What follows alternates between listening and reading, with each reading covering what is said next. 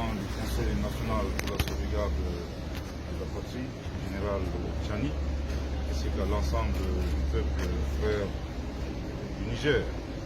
Nous remercions tous pour cet accueil très chaleureux et très convivial.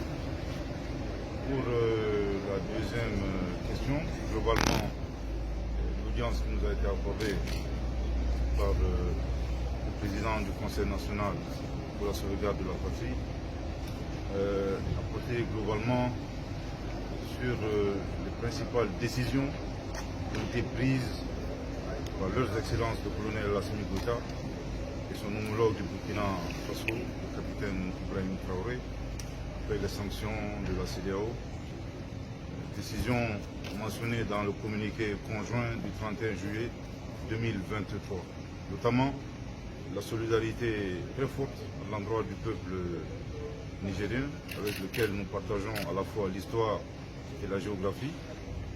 Également le refus catégorique pour le Mali ainsi que le Burkina Faso d'exécuter ces sanctions illégales, illégitimes et inhumaines prises contre le peuple nigérien.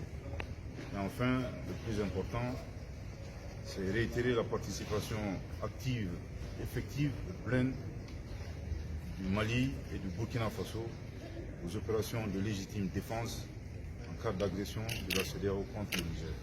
Je tiens ici à le préciser que toute intervention militaire contre la souveraineté d'un pays, sans le consentement de ses autorités, ne représente autre chose qu'une agression. Bien entendu, l'agression que le Burkina Faso et le Mali rejettent catégoriquement. Nous avons réitéré,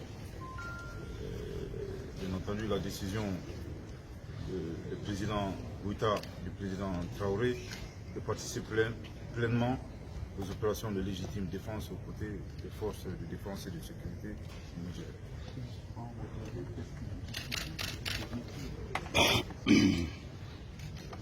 Ce sont des décisions mûrement réfléchies. Je tiens ici à rappeler que ça fait plus de 10 ans que le Burkina Faso, le Mali et le Niger gérons les conséquences négatives, conséquences socio-économiques, conséquences sécuritaires, conséquences politiques, conséquences humanitaires de l'aventure hasardeuse de l'OTAN en Libye. Bien entendu, se pose la question, si ça nous a pris 10 ans, accepter encore une autre aventure de la même nature au Niger nous prendrait combien d'années? Je ne sais pas, 20 ans, 30 ans, 40 ans, 50 ans. Une chose est sûre, le président Goïta et le président Traoré ont clairement dit non, non et non. Nous n'accepterons pas d'intervention militaire au Niger. Il en va de notre survie. Bien entendu, les chefs d'État du Mali et du Burkina ont pris la ferme décision de laisser des actifs et non des passifs aux générations futures. Nous sommes à la fin de notre question. Monsieur le ministre, si vous avez un dernier mot. Dernier mot tout d'abord à l'endroit de la CEDEAO, nous avons deux messages. Le premier message, que nous leur demandons très clairement de cesser d'affamer nos peuples. Nous n'avons pas besoin de sanctions. Je pense qu'il y a énormément assez de souffrances que nos populations traversent. Deuxième message, qui est également un message important, nous apprécions bien les ultimatums. Je pense que la CEDEAO se trompe lourdement de destinataire. Il faudra adresser ces ultimatums aux groupes terroristes.